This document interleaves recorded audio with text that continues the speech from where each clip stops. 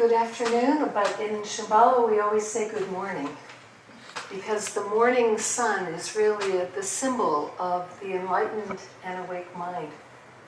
Welcome to this very special gathering, this very special ceremony in honor of Duncan and Simba joining together as husband and wife. Weddings are very joyous occasions, not so much because of the wedding itself, but because of the marriage. Of course, weddings are fun. But marriage is very special, very powerful. In the Jewish tradition, weddings are covenants. In the Christian tradition, they are sacraments. In the Shambhala Buddhist tradition, it is a vow.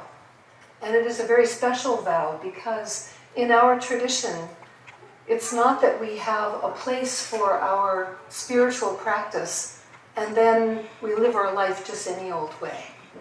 In our lineage, we pay great attention to how we live our lives as householders, and we understand our homes, our families, and our relationships as an opportunity to practice together, to learn together, to grow together, and to spiritually blossom together. So in this case, Duncan and Simba have found each other. They have already been married in Korea, and this is their third wedding. 2 weddings in Korea, and now the final wedding to seal the deal. And they wanted to do this in the presence of their friends and community here in Boulder. And we are so very happy to be here with you. When we think about the sacredness of marriage, if we think about the fundamental ground of marriage being a very powerful and somewhat mysterious connection that 2 people have with each other, it's an interesting thing to marry because it makes no rational sense at all. Don't you think? But there's some very powerful connection between the 2 of you in every marriage that allows people to come together and do something which is against all reason.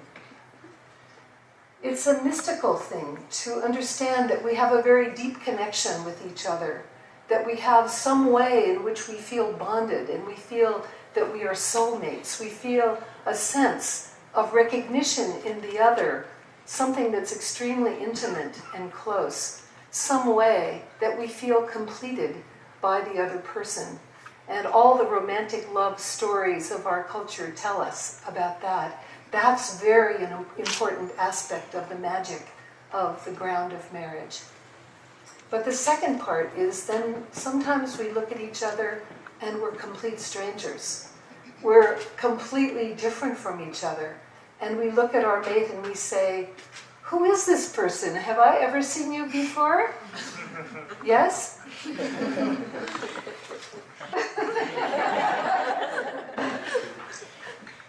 This is another person. This is not ourselves. And the other person has slightly different approach to everything. And this is a very powerful, wakeful situation to realize this is true about every being in the world, that others are not ourselves.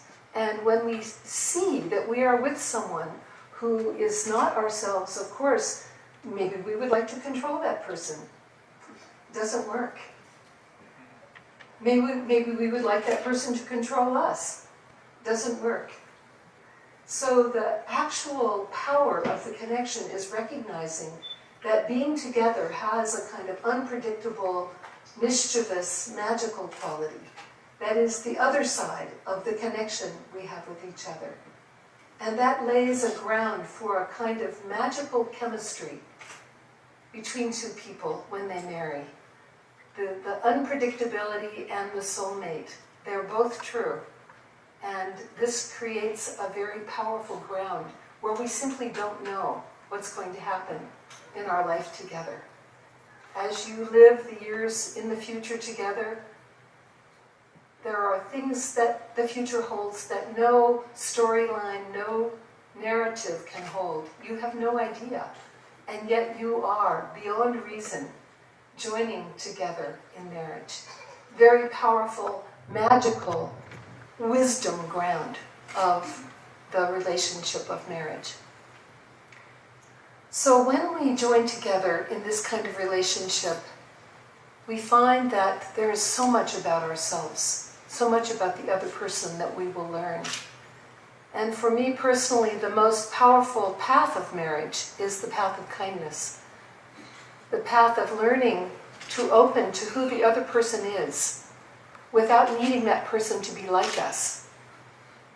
Understanding that we cannot know fully the other person, but we can support that person, care for that person, open to that person, and learn to get outside of ourselves with the guidance of that other person. That other person becomes our guru, the most intimate of gurus, who helps us open our hearts, step outside of predictability and control and all of the things that ego might want for us, and to really learn to give, learn to serve, learn to blossom further out in order to meet the other person. When we do that, we are also learning to meet others who are not our mate. We're learning to meet the world. There's a sense in which marriage is an excellent training ground for opening to all the other beings in the world who need our care, our attention, our understanding, and our help, all kinds of help. So that's a very powerful thing as well. But it's not enough just to have a kind of magical ground and to have kindness. We also need to learn to be skillful with each other. And our Shambhala teachings are especially about following the path of skillful means of the four dignities. And it's really through this path that we learn to be completely appropriate for whatever the situation is in our relationship with our partner. There are always hard times. That's our life. There are also joyful times. Sometimes the hardest times are the most joyful ones. It's quite an amazing journey from that point of view. So in our ceremony, this is a very new ceremony written by the Sakyang, and it's only been used in ceremonies for a little over a year. We have a new ceremony that revolves around the four dignities. I'd like to talk about the ceremony and the meaning of the ceremony before we begin the actual ceremony.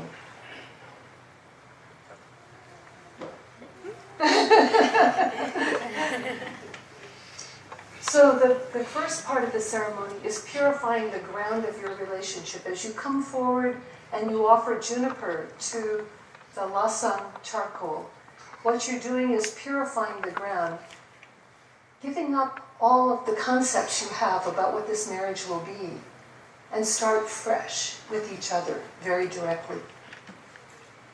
So as the juniper smoke goes up, we're affirming the basic good ground that you have together, and that you can begin freshly today your marriage, in spite of those other two weddings.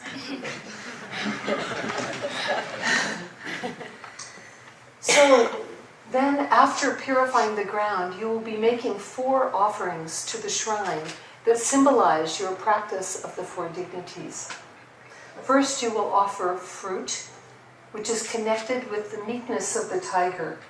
It's an offering which says that you will be generous and respectful to each other.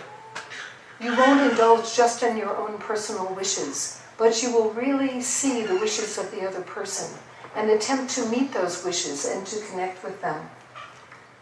You will constantly have an awareness about the impact of your own actions on the other person and connect with kindness and care in your relationship with each other. Next is the mirror offering, which symbolizes the perkiness of the snow lion. In this, you are committing that you will not take your relationship for granted. It's so easy to do when we're together for a while. but remember the other person is unpredictable. Always important to stay fresh in our relationship. Recognize the fragility and impermanence of life, that relationships can pass very quickly. And so we need to remain attentive to each other and co-create our marriage over and over again as a couple, constantly seeing new opportunities to deepen and open to each other. Also, a willingness to overcome attachment to things being a particular way. Whatever idea you have of marriage today is not the way it will be. You need to create this together every single day, and the offering of the mirror will show that to you. The third offering is the conch offering, which symbolizes the outrageousness of the Garuda.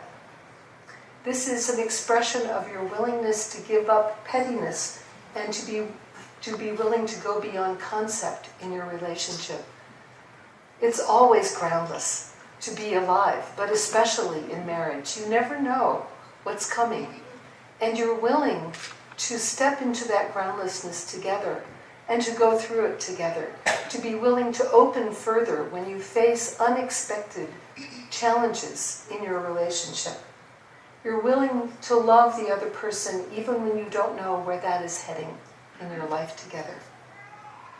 The fourth offering, that of the Gyaltsen, or the victory banner, symbolizes the indestructibility of the dragon. And it symbolizes the openness to the unexpected and a willingness to step out of your comfort zone together. That you're willing to take risks and willing to open as the years go by.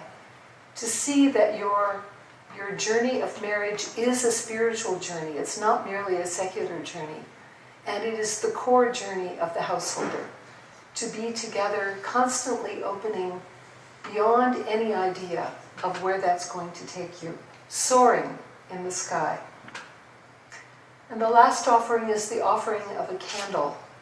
And as the Sakyong says, the offering of the candle to the shrine is saying that you would like your marriage to be a beacon to the world, a beacon of sanity, a beacon of kindness, and of constantly opening and blossoming spiritually, individually, and together. So it's a proclamation of what is possible for a human being, that you could be married in a completely intimate and completely spiritual way together. Of course, all of this is possible only if you are dedicating in your relationship that the relationship is the training ground for your entire spiritual path, and your household is the working basis of everything that you will be doing in your life together. Okay? So we will begin our ceremony. You may stand.